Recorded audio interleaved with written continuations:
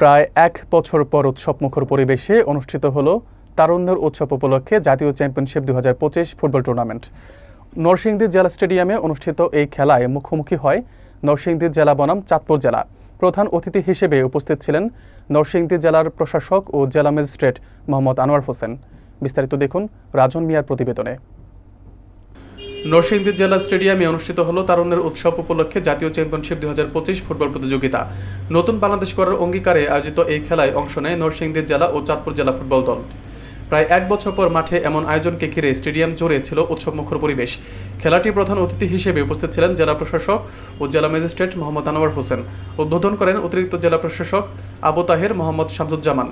বিশেষ অতিথি হিসেবে উপস্থিত ছিলেন police super Mohammad Minhajul Alam PPM এবং অনুষ্ঠান সঞ্চালনা করেন নরসিংদী জেলা ক্রীড়া সংস্থার অ্যাডহক কমিটির সদস্য মোহাম্মদ আওলাদ হোসেন মোল্লা।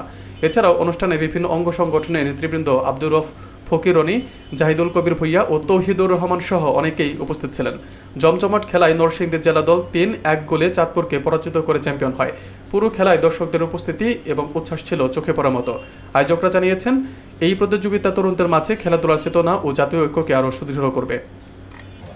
উৎসব ২০২৫ এর জাতীয় চ্যাম্পিয়নশিপ আজকে আমাদের নরসিংদী এবং এই প্রত্যাশা রেখে সবাইকে আবারও শুভেচ্ছা জানিয়ে এবং দুই দলকেই আবারও অভিনন্দন জানিয়ে শুভেচ্ছা জানিয়ে আমার আজকে যে আমাদের খেলাটা হয়েছে আপনারা দেখছেন, নরসিংদী জেলা বনাম চাঁদপুর জেলা, আমাদের নরসিংদী জেলার যারা মাঠে খেলেছে প্রত্যেকটা প্লেয়ার নরসিংদী জেলার জন্য, নরসিংদী জেলার ক্রীড়ামন্ত্রীর ভাইদের জন্য খেলেছে এবং মহান রাব্বুল আলামিনের কৃপায় আমরা জেলা খেলেছি।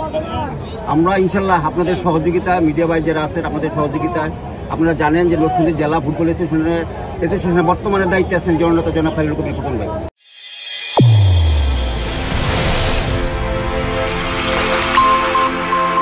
চ্যানেল A1 হৃদয়ের স্পন্দন।